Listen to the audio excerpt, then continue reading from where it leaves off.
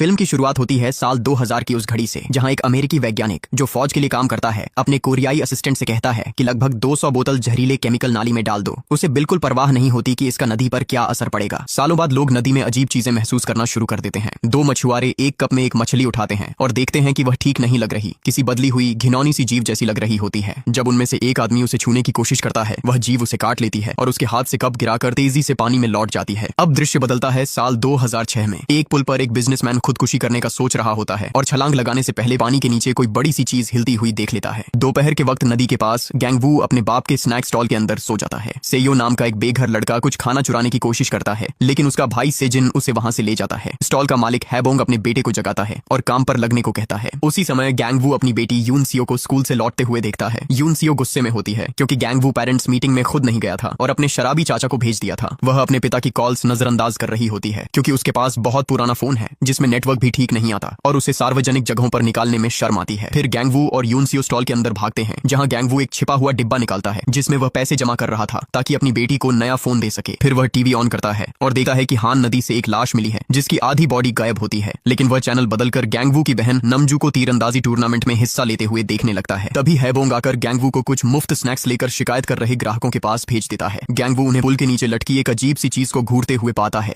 वह चीज हिलती है और एक भयानक राक्षस निकल आता है जो पानी में छलांग लगा देता है। जिज्ञासा में गैंगवू एक बियर कैन फेंकता है जिसे राक्षस अपने टेंटेकल से पकड़कर पूरा निगल जाता है। उत्साहित होकर भीड़ नदी में हर तरह का खाना फेंकने लगती है, लेकिन वह जीव गायब हो जाता है। सब लोग जाने ही वाले होते हैं कि अचानक वही राक्षस पानी की सतह पर आ जाता है और भीड़ के पीछे दौड़ लगाता है। वह लोगों को उठाकर पटक देता है और अपने डरावने अंगों से मारना शुरू कर देता है। लोग भागकर जान बचाने की कोशिश करते हैं, लेकिन राक्षस उन्हें घसीट कर मारने लगता है। कुछ लोग एक कंटेनर के अंदर छिप जाते हैं तो राक्षस उनके पीछे वहीं अंदर घुसकर अटक जाता है। टूरिस्ट डोनाल्ड और गैंगवू कंटेनर के दूसरी तरफ दौड़कर दरवाजा खोल देते हैं ताकि बचे कुचे लोग निकल सकें। राक्षस भी बाहर आ जाता है और अपनी हत्या लड़ाई जारी रखता है। डोनाल्ड एक फ्लोर टाइल फेंकता है, लेकिन उसका उस पर कोई असर नहीं होता। फिर डोनाल्ड और गैंगवू मिलकर एक भारी सा साइन पोस्ट राक्षस पर फेंकते हैं, लेकिन फिर भी उस पर कुछ असर नहीं होता। एक आदमी को मुंह से पकड़े हुए राक्षस डोनाल्ड पर छलांग लगाता है और उसे घायल कर देता है। गैंगवू दौड़कर साइन पोस्ट उठाता है और इस बार राक्षस की संवेदनशील पूंछ पर फेंक देता है, जिससे उसे आखिरकार चोट लगती है। राक्षस का कुछ खून गैंगवू के चेहरे पर भी टपक पड़ता है। यूनसियो जब स्टॉल से बाहर निकलती है, गैंगवू उसका हाथ पकड़कर भीड़ के साथ भागने लगा है। बेहद अफरा तफरी में गैंगवू गिर जाता है और अपनी बेटी का हाथ खो देता है। घबराहट में वह एक और लड़की का हाथ पकड़कर भागता रहता है, लेकिन पीछे मुड़कर देखता है तो पता चलता है कि वह गलत लड़की थी। वह पीछे देखता है और राक्षस यूनसियो को पकड़कर नदी की तरफ ले जा रहा होता है। गैंगवू भी छलांग लगा देता है और दूसरी ओर देखता है कि राक्षस एक इंसान को थूकर उसकी जगह यूनसियो को ले जाता है और फिर पानी में गायब हो जाता है। कुछ देर बाद पुलिस और मिलिट्री पूरी जगह को घेर लेती है। गैंगवू और हैबोंग को स्टॉल छोड़ना पड़ता है और गैंगवू वह सिक्कों वाला बॉक्स साथ ले लेता है। नदी का इलाका बंद कर दिया जाता है और सभी पीड़ितों के लिए अंतिम संस्कार रखा जाता है। नमजू अपना कांस्य पदक लेकर आती है और अपनी मरी हुई भतीजी के लिए रोती है। तीसरा भाई नम भी आ जाता है जो परिवार का अकेला कॉलेज शिक्षित व्यक्ति है, लेकिन इस समय बेरोजगार है क्योंकि पहले वह एक एक्टिविस्ट रह चुका है। पूरा परिवार जमीन पर गिरकर रोना धोना शुरू कर देता है, जिसकी वजह से रिपोर्टर्स उनकी तरफ दौड़कर उनकी तस्वीरें और वीडियो लेने लगते हैं। नम बताता है कि उसने सुना है गैंगवू ने गलत हाथ पकड़ लिया था और वह अपने भाई को इस बड़ी गलती के लिए ताना मारता है। इससे दोनों में झगड़ा हो जाता है और अधिकारियों को बीच में आना पड़ता है। इसी समय कुछ हैजमैट सूट पहने लोग कमरे में घुसते हैं और एक अजीब सा धुआं फैलने लगता है। एक एजेंट पूछता है कि क्या किसी ने उस जीव को छुआ था। गैंगवू बताता है कि उसका खून उसके चेहरे पर गिरा था। यह सुनकर टीम उसे एक खास बैग में डालकर घसीटते हुए ले जाती है। तभी न्यूज इस घटना को पूरी तरह कवर करना शुरू कर देती है। डोनाल्ड एक अमेरिकी सेना का सार्जेंट था और उसका एक बाजू गया, इसलिए उसे यूएस आर्मी अस्पताल भेजा गया। सैन्य डॉक्टरों को पता चलता है कि जिन शरीर के हिस्सों का संपर्क उस जीव से हुआ था वे अजीब प्रतिक्रिया दिखाने लगे हैं और वे इसे एक अज्ञात वायरस का नतीजा बताते हैं। अमेरिकी सेना एक सैंपल सीडीसी को भेजती है और वे पुष्टि करते हैं कि नदी का जीव उस वायरस का होस्ट है। अब सिर्फ बायोलॉजिकल वॉर में ट्रेन किए गए स्पेशल फोर्सेस को ही नदी के पास जाने की इजाजत है। फ्यूमिगेशन यूनिट्स धुआं छोड़कर नदी के एरिया को क्लियर करने में लगी हैं। जितने भी लोग स्पॉट पर और जनाजे में मौजूद थे सबको हॉस्पिटल भेजकर क्वारंटीन और टेस्ट किया जा रहा है। शाम को गैंगवू अपनी बैग पर खुजली कर रहा होता है कि तभी उसका फोन बजता है। सुनते ही वह शॉक्ड रह जाता है क्योंकि कॉल यूनसियो की होती है। वह हेल्प मांग रही होती है और कहती है कि वो सीवर में है, लेकिन कुछ और बोलने से पहले ही कॉल कट हो जाती है। नदी के पास दो फ्यूमिगेशन एजेंट्स अपना ट्रक रोकते हैं क्योंकि उन्हें कुछ नजर आता है। अचानक मॉन्स्टर बाहर निकलकर एक एजेंट को गिरा देता है और ट्रक पर चढ़ जाता है। कुछ मिनट बाद वो क्रिएचर उन एजेंट्स को एक सीवर में फेंक देता है जहां उसने कई बॉडीज जमा की हुई थी ताकि बाद में खा सके। मॉन्स्टर के चले जाने के बाद यूनसियो एक होल से बाहर आती है जहां वो छुपी हुई थी। वह एजेंट को जगाने की कोशिश करती है, लेकिन वह पहले ही डेड हो चुका होता है। वह उसकी जेब में फोन ढूंढती है, मगर वो भी काम नहीं कर रहा होता। हॉस्पिटल में गैंगवू का फैमिली एक पुलिस वाले को समझाने की कोशिश करता है कि यूनसियो अभी जिंदा है, लेकिन पुलिस वाला उन पर यकीन नहीं करता और कहता है कि गैंगवू ने बस कोई सपना देख लिया होगा। अपनी बात प्रूव करने के लिए गैंगवू फोन पर वो मोमेंट दिखाता है जहां उसने मॉन्स्टर को एक बॉडी उगलते हुए देखा था, जिसका जिसका मतलब ये हो सकता है कि यून सियो अभी जिंदा है। फिर भी पुलिस वाला जिद पर अड़ा रहता है कि गैंगवू को बस वहम हुआ है और वहां से चला जाता है। हैबोंग उसे रिश्वत देने की कोशिश करता है लेकिन वो मानने को तैयार नहीं होता। थोड़ी देर बाद फैमिली हॉस्पिटल से चुपके से निकल जाती है और कॉरिडोर में दूसरे पेशेंट्स के बीच जाकर घुल मिल जाती है। एक नर्स गैंगवू के ढाई किए हुए बाल पहचान लेती है और उसे आवाज देती है, जिस पर पूरा फैमिली भाग पड़ता है और रास्ते में आने वाले सबको धक्का देता हुआ दौड़ता है। लिफ्ट में पहुंचते ही वो लोग अपने असली कपड़े पहन लेते हैं और हैबोंग फोन पर कंफर्म कर लेता है कि उनकी गाड़ी पहुंच चुकी है। पार्किंग लॉट में एक रहस्यमयी ड्राइवर वैन लेकर उन्हें उठा लेता है। नमजू पीछे रह जाती है और लगता है उसे छोड़ दिया जाएगा, लेकिन ड्राइवर पीछा कर रही गाड़ी से बचते हुए मुड़कर उसे भी उठा लेता है। एक पुलिस वाला भी वैन में चढ़ने की कोशिश करता है तो गैंगवू उसे जोर से धक्का देकर गिरा देता है। कुछ देर बाद वो लोग शहर के बाहर एक वेयर हाउस पहुंचते हैं जहां पता चलता है कि हैबोंग ने कुछ क्रिमिनल्स को हायर किया हुआ था ताकि फैमिली को हॉस्पिटल से बाहर निकालकर वो सामान दिलाया जा सके जो यून सियो को ढूंढने में काम आए। अंतिम बिल उम्मीद से बहुत ज्यादा आता है और क्रिमिनल्स उसकी ज्वेलरी लेने से इनकार कर देते हैं। इसके बजाय वे उसका क्रेडिट कार्ड ले लेते हैं। वैन के अंदर तीनों भाई बहन न्यूज देखते हैं और समझते हैं कि उन्हें वांटेड फ्यूजिटिव्स घोषित कर दिया गया है। फैमिली एक फ्यूमिगेशन ट्रक में निकलती है जो क्रिमिनल्स ने उनके लिए अरेंज किया था, जिसमें 2 हैजमैट सूट, कुछ वेपन्स और सीवर का मैप रखा हुआ था। गैंगवू और हैबोंग सूट पहन लेते हैं जबकि नम और नमजू कंबल के नीचे छुपकर बैठे रहते हैं। सिक्योरिटी चेक पर मैनेजर शक करता है क्योंकि कंपनी का नाम आखिरी मिनट में जोड़ा गया था। हैबोंग उसे एक बैग फेंकता है रिश्वत के तौर पर और मैनेजर बैग खोलकर देखता है कि उसमें सिक्कों का वही बॉक्स रखा हुआ है। इसके बाद फैमिली मैप फॉलो करते हुए यून सियो को ढूंढने के लिए सीवर की ओर बढ़ती है। कभी कभी गैंगवू ट्रक के पीछे दौड़ता है ताकि फ्यूमिगेशन का धुआं उसके ऊपर भी पड़े, क्योंकि वह अपनी बेटी के लिए खुद को साफ रखना चाहता है। कुछ घंटों की खोज के बाद उन्हें अंधेरे में कुछ हिलता हुआ दिखाई देता है। नमजू के कंधे पर कुछ गीला टपकता है तो वे लोग फायरिंग शुरू कर देते हैं, लेकिन जब ऊपर देखते हैं तो पता चलता है कि वह बस पानी का रिसाव था। जो लिक्विड गिरा था वह असल में सेयो का पेशाब था, जो अपने भाई से जिनके साथ छुपकर घूम रहा होता है। दोनों भाई धीरे धीरे स्नैक स्टॉल तक पहुंच जाते हैं और वहां से ढेर सारा खाना उठा लेते हैं। सेयो पैसे भी लेने लगता है, लेकिन सेजिन उसे रोकते हुए बताता है कि पैसे लेना असली चोरी है। बैग भरकर दोनों बाहर निकलने ही वाले होते हैं कि राक्षस उन्हें देख लेता है। दोनों भागते हैं लेकिन जीव तेज होता है और उनका रास्ता रोक देता है। कुछ देर बाद परिवार स्नैक स्टॉल पहुंचता है और ऐसे डिनर शेयर करता है मानो यून सियो उनके साथ बैठी हो, बस हिम्मत बनाए रखने के लिए। असली यून सियो एक लीक से पानी इकट्ठा करने की कोशिश कर रही होती है। जब वह मॉन्स्टर की आवाज सुनती है तो वह बेहोशी का नाटक करती है और देखती है कि मॉन्स्टर दोनों भाइयों को नीचे गिराकर चला जाता है। यून सियो उन्हें चेक करती है और पता चलता है कि सेजिन मर चुका है, लेकिन सेयो अभी जिंदा है, इसलिए वह उसे क्रिएचर की नजरों से बचाती है। फैमिली की तरफ नमजू और नम गैंगडू को बुरा भला कहते हैं क्योंकि वह फिर सो गया होता है। हैबोंग को यह बात बिल्कुल पसंद नहीं आती और वह बताता है कि बचपन में गैंगडू के साथ क्या हुआ था। बचपन में गैंगडू बहुत तेज दिमाग का था, लेकिन हैबोंग अक्सर घर पर होता ही नहीं था और रात भर बाहर रहता था। गैंगडू पड़ोसी खेतों से खाना लेने जाता था पर वह उसकी सेहत के लिए काफी नहीं था। इसी वजह से उसका दिमाग धीमा हो गया और कभी कभी उसका शरीर अचानक सो जाता है। इसी वक्त गैंगडू उठकर देखता है कि मॉन्स्टर बाहर खड़ा है। हैबोंग फायरिंग शुरू करता है और क्रिएचर गुस्से में आकर स्टॉल को इतना धक्का देता है कि वह पलट जाता है। मॉन्स्टर पास आता है तो हैबोंग फिर गोली चलाता है और क्रिएचर गिर जाता है। फैमिली बाहर आती है और देखती है कि वह अभी भी जिंदा है तो नम भी उस पर गोली चलाता है। मॉन्स्टर तुरंत भागकर ब्रिज पर चढ़ जाता है और वहां कई गाड़ियों को टकरा देता है। फिर वह ब्रिज के नीचे कूदकर इधर उधर उछलता रहता है जब तक कि उनकी गोलियां खत्म नहीं हो जाती। मॉन्स्टर पानी में कूद जाता है और फैमिली देखती है कि सिपाही आ रहे हैं तो वे भागना शुरू कर देते हैं। गैंगडू कहता है कि उसके पास एक गोली और है तो हैबोंग उसका गन लेकर बच्चों से कहता है कि ट्रक तक भागो, जब तक वह मॉन्स्टर को रोकता है। जैसे ही मॉन्स्टर बाहर आता है हैबोंग गोली चलाने की कोशिश करता है, लेकिन पता चलता है कि गैंगडू ने गलत गिनती की थी और गोलियां थी ही नहीं। मॉन्स्टर उसे जोर से गिरा देता है, फिर अपने टेंटिकल से पकड़कर जमीन पर पटक देता है और हैबोंग तुरंत मर जाता है। भाई बहन अपने पिता के लिए रोते हैं, लेकिन उनका गम अधिकारियों के आ जाने से टूट जाता है। नम और नमजू को खींच कर ले जाता है, जबकि गैंगडू अपराध बोध में आकर खुद को अधिकारियों के हवाले करने का फैसला करता है। कुछ समय बाद खबर आती है कि डोनाल्ड वायरस से मर गया। सीडीसी यह तय करता है कि वह एजेंट येलो का इस्तेमाल करेगा, एक केमिकल सिस्टम जिसे अमेरिका ने वायरस फैलाव और बायोलॉजिकल टेररिज्म के लिए बनाया था। ये केमिकल हवा में फैलाना कई लोगों के लिए अनसेफ माना जाता है, इसलिए लोग इसके खिलाफ प्रोटेस्ट करने के लिए तैयार हो जाते हैं। खबर यह भी बताती है कि वायरस के लक्षण आम सर्दी जैसे हैं, इसलिए लोग सड़कों पर किसी के छींकने या खांसने पर दूर हट जाते हैं। इसी दौरान नम अपने पुराने वर्कर दोस्त फाद गुएवारा से मिलता है। गुएवारा ऑफिस बंद होने के बाद छुपकर नम को अंदर ले जाता है क्योंकि वह एक टेलीफोन कंपनी में काम करता है और यून सियो की कॉल ट्रेस कर सकता है। कंप्यूटर पर कॉल आसानी से मिल जाती है, लेकिन जीपीएस एक्सेस करने के लिए पासवर्ड चाहिए होता है। गुएवारा बार बार शक भरे अंदाज में नमजू के बारे में पूछता रहता है तो नम बताता है कि वे दोनों सीवरों में अलग हो गए थे और उसे नहीं पता कि नमजू कहाँ है। डेस्क पर लिखा पासवर्ड काम नहीं करता तो गुएवारा कहता है कि वह मैनेजर के ऑफिस में पासवर्ड ढूंढता है। असल में वह सिर्फ नाटक कर रहा होता है। उसके सारे दोस्त वहीं छिपे होते हैं ताकि नाम को इनाम के लिए पकड़ सकें। इसी बीच नाम को एक और पासवर्ड नोट मिलता है और इस बार सिस्टम अनलॉक हो जाता है। उसे आखिरकार यून सियो का लोकेशन मिल जाता है। जैसे ही वह मैप पर मार्क कर रहा होता है उसे पता चलता है कि ऑफिस से सब लोग उसे पकड़ने के लिए निकल रहे हैं। नम एक क्लिप को प्लग में लगाकर सॉकेट में घुसा देता है, शॉर्ट सर्किट होता है और पूरा कमरा अंधेरे में डूब जाता है। टीम घबरा जाती है और अंधेरे में उसे ढूंढती रहती है, लेकिन जब लाइट वापस आती है नम पहले ही भाग चुका होता है। बाहर पुलिस की आवाज सुनकर उसे ब्रिज से कूदना पड़ता है। गिरने की वजह से उसका शरीर दर्द से भर जाता है और वह ब्रिज के नीचे नामजू को यून सियो का लोकेशन टेक्स्ट करने के बाद बेहोश हो जाता है। उधर नामजू अभी तक योनसियो को ढूंढ रही होती है। वह ब्रिज की बीमों में सो जाती है, पानी में छिपकर रहती है ताकि कोई उसे देख न ले, और फैमिली स्टोर से खाना चुराकर जिंदा रहती है। वह फोन चार्ज करती है और अपने भाई का मैसेज देखती है। नामजू तुरंत वोनहियो ब्रिज की तरफ दौड़ती है और गैंगडू को कॉल करके सब कुछ बताती है। बदकिस्मती से मॉन्स्टर उसे ढूंढ लेता है और तीर चलाने से पहले ही उसे जोर से मार देता है, जिससे वह एक बेहद तंग सीवर में गिर जाती है। नामजू बेहोश हो जाती है और क्रिएचर वहां तक नहीं पहुंच पाता, इसलिए वह चला जाता है। लैब में गैंगडू की उम्मीद फिर जाग उठती है और वह भागने की कोशिश करता है, लेकिन मेडिकल टीम उसे पकड़ लेती है और उसे सिडेटिव इंजेक्ट कर देती है। 1 घंटा बीत जाता है, फिर भी वह बेहोश नहीं होता। सुई उसकी स्किन में जाते ही गैंगडू दर्द से चीख उठता है, जिससे एक अमेरिकन डॉक्टर उसकी तरफ देकर प्रक्रिया रुकवाता है। एक बाइलिंगुअल मेडिक की मदद से गैंगडू अपनी बेटी का पूरा मामला समझाता है और बताता है कि कैसे किसी ने उसकी बात पर यकीन नहीं किया। अमेरिकन डॉक्टर इंटरेस्ट दिखाने का नाटक करता है, लेकिन असल में वह सिर्फ गैंगडू की मेंटल स्टेट चेक कर रहा होता है। वह डिसाइड करता है कि वायरस उसमें डिमेंशिया जैसी हालत पैदा कर रहा है, इसलिए सैंपल उसके सिर से लेना होगा। कोरियन डॉक्टर को यह ज्यादा एक्सट्रीम लगता है, तो अमेरिकन डॉक्टर उसे साइड में ले जाकर असली बात बताता है। डोनाल्ड ऑपरेशन के दौरान शॉक से मर गया था और ऑटोप्सी में कोई वायरस मिला ही नहीं। क्वारंटीन में रखे लोगों के टेस्ट भी नेगेटिव आए, तो बहुत पॉसिबल है कि वायरस वैसे भी मौजूद ही नहीं। गैंगडू की इंग्लिश परफेक्ट नहीं, लेकिन basic no virus at all वह समझ जाता है और जवाब मांगता है। डॉक्टर्स फौरन उसे ऑपरेशन रूम ले जाते हैं, जहां उसके दिमाग से सैंपल लिया जाता है। सीवर्स में यून सेयो दोनों बॉडीज के कपड़े उतारकर उन्हें बांधती है और एंड पर एक कॉप का बैटन लगा देती है। सेयो की मदद से वह इस रोप को ऊपर फेंककर सीवर ग्रिल से जोड़ देती है, लेकिन अब वह रोप उसकी पहुंच से बाहर हो जाती है। इसी वक्त मॉन्स्टर वापस आ जाता है, तो दोनों बच्चे एक होल में छुप जाते हैं और देखते हैं कि मॉन्स्टर इंसानी हड्डियों का एक बड़ा ढेर उलट देता है, जिसमें एक बियर कैन भी होती है। फिर वह एक और इंसान को खाने के लिए नीचे आता है, लेकिन वह बच्चों की हल्की सी आवाज सुन लेता है। वह अपना मुंह होल में डालने की कोशिश करता है, तो बच्चे पीछे हटते जाते हैं जब तक कि वे उसकी रीच से बाहर नहीं निकल जाते। ऑपरेशन के बाद गैंगडू अपने आप को नंब स्टेट में दिखाता है। जब एक डॉक्टर उसका ब्लड सैंपल लेती है, गैंगडू मौका देखकर उसे पकड़ लेता है और नीडल को वेपन बना लेता है। वह धमकी देता है कि वायरस वाला ब्लड उन पर स्प्रे कर देगा, तो डॉक्टर डर कर पीछे हट जाते हैं और उसे बाहर निकलने देते हैं। लैब एक कंटेनर में होती है जो शहर से बाहर है और सोल्जर्स लंच कर रहे होते हैं। डॉक्टर को शील्ड की तरह इस्तेमाल करते हुए गैंगडू टेबल्स को किक करके गिरा देता है और एम्बुलेंस लेकर भाग जाता है। ब्रिज के नीचे नाम होश में आता है और पता चलता है कि एक ट्रैम्प ने उसकी जान बचाई। वह ट्रैम्प से वोनहियो ब्रिज का रास्ता पूछता है और पैसों के बदले उसके खाली बियर बॉटल्स ले लेता है। ट्रैम्प एक बॉटल नाम के सर पर तोड़ देता है और बोलता है कि पैसे सब कुछ नहीं खरीद सकते, लेकिन फिर भी गाइड बनने को तैयार हो जाता है। दोनों एक कैब लेते हैं और सफर के दौरान खाली बॉटल्स से मोलोटोव बॉम्ब्स बनाते हैं। सड़कों पर लोग एजेंट येलो के खिलाफ प्रोटेस्ट करने के लिए जमा हो रहे होते हैं, जो वोनहियो ब्रिज पर ही रिलीज होगा। यूनसियो होल से निकलकर देखती है कि मॉन्स्टर सो रहा है। वह एक कैन फेंककर चेक करती है कि क्रिएचर रिएक्ट तो नहीं करेगा। फिर वह भागकर मॉन्स्टर की बॉडी पर जंप करती है ताकि रोप तक पहुंच सके। वह रोप पकड़ लेती है, लेकिन सुकून ज्यादा देर नहीं टिकता, क्योंकि मॉन्स्टर अपनी टेंटेकल से उसे वापस नीचे खींच लेता है। क्रिएचर अभी भी सोता हुआ लगता है, हो सकता है ये नींद में ही कर रहा हो। यूनसियो अपने पैरों से हल्का सा हिलाती है, जिससे क्रिएचर जाग जाता है। मॉन्स्टर फौरन दोनों बच्चों पर जंप कर देता है। कुछ मिनट बाद गैंगडू सही सीवर ढूंढ लेता है और वहां पड़ी हड्डियों का ढेर देकर टूट जाता है। सबसे बुरा सोचकर वह यूनसियो की रोप से नीचे उतरता है और उसके जैकेट पर लगा नेम टैग देख लेता है।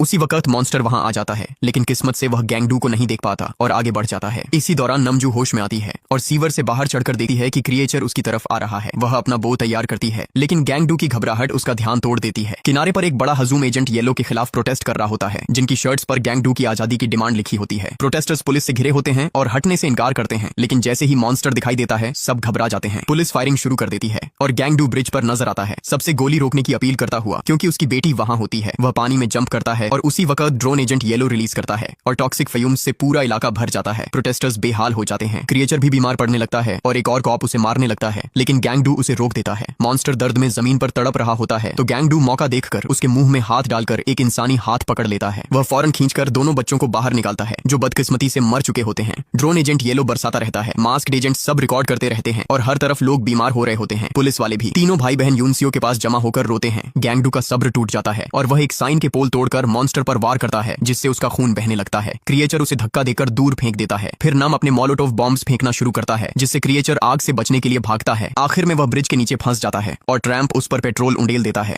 नम अपना आखिरी बॉम्ब फेंकना चाहता है, लेकिन वह हाथ से स्लिप होकर उसके पास ही टूट जाता है। नमजू आगे आती है, एक एरो को आग लगाकर सीधा मॉन्स्टर की आंख में छोड़ देती है, जिससे पूरा क्रिएचर जल उठता है। मॉन्स्टर पानी की तरफ भागने से पहले ही गैंगडू पोल को उसके मुंह में घुसा देता है और उसे हमेशा के लिए खत्म कर देता है। बाद में गैंगडू सेयो को चेक करता है, यह जानने के लिए कि क्या वह यूनसियो का दोस्त था। पता चलता है कि बच्चा जिंदा है, तो गैंगडू उसे टॉक्सिक एरिया से बाहर ले जाता है। कुछ हफ्तों बाद गैंगडू अपनी जिंदगी को संभाल चुका होता है। अब वह स्नैक स्टॉल चलाता है और सेयो का ख्याल रखता है। एक रात डिनर के दौरान टीवी पर यूएस अथॉरिटीज तस्लीम करते हैं कि कोई वायरस था ही नहीं, लेकिन गैंगडू और सेयो टीवी बंद कर देते हैं ताकि आराम से खाना खा सकें। अगर आपको यह वीडियो पसंद आई हो तो प्लीज चैनल को सब्सक्राइब जरूर करें और बेल आइकन को भी प्रेस कर दें ताकि ऐसी और वीडियो आप तक पहुंचती रहे। देखने के लिए धन्यवाद।